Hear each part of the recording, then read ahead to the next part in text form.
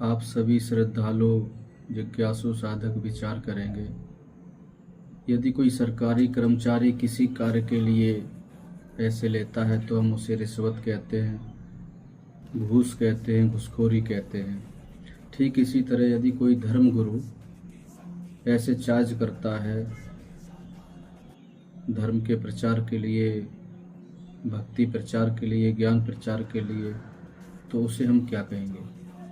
क्या हमारे पुरातन ऋषियों ने कभी धर्म को धंधे की दृष्टि से देखा है? उन्होंने जो भी अपने साधकों को, भक्तों को, जिज्ञासुओं को जो भी दिया है उसकी कोई शुल्क चार्ज की थी? क्या श्रीमद् भागवत गीता में भगवान कृष्ण ने अर्जुन से कोई चार्ज लिया था? क्या सुखदेव जी ने परीक्षित जी से कोई धन संपत्ति प्राप्त की थी? क्या महादेव ने माता पार्वती को कथा सुनाते समय कोई चार्ज लिया था?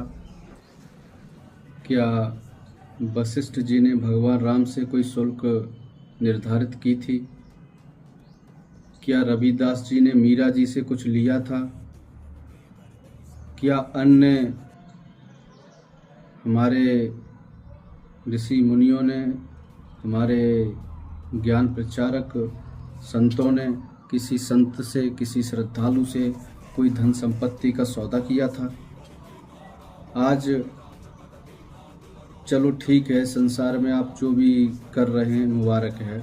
आप कुछ भी खरीद रहे हैं, कुछ भी बेच रहे हैं, कम से कम धर्म को तो धर्म रहने दो, धर्म को तो धंधा ना बनाओ।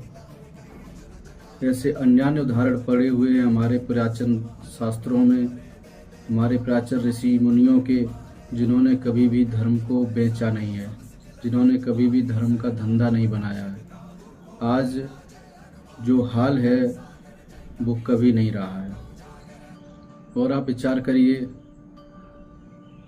जो ज्ञान, जो भक्ति, जो वैराग्य का बोध परमात्मा ने जिसे दिया होगा सर्वप्रथम, क्या उससे कुछ धन संपत्ति ली होगी? परमात्मा का ज्ञान संपूर्ण सृष्टि के लिए परमात्मा की तरफ से एक उपहार है, जो इस सिस्टम से बाहर निकल जाए, मुक्त हो जाए, और उसको हमने धंधा बना के रख दिया है। इसमें हमारा अनुभव तो ये है, यदि हम धन लेकर और देकर ज्ञान अर्जित करना चाहते हैं, या ज्ञान देना चाहते हैं, या लेना चाहते हैं, उसका कोई लाभ नहीं मिलेगा।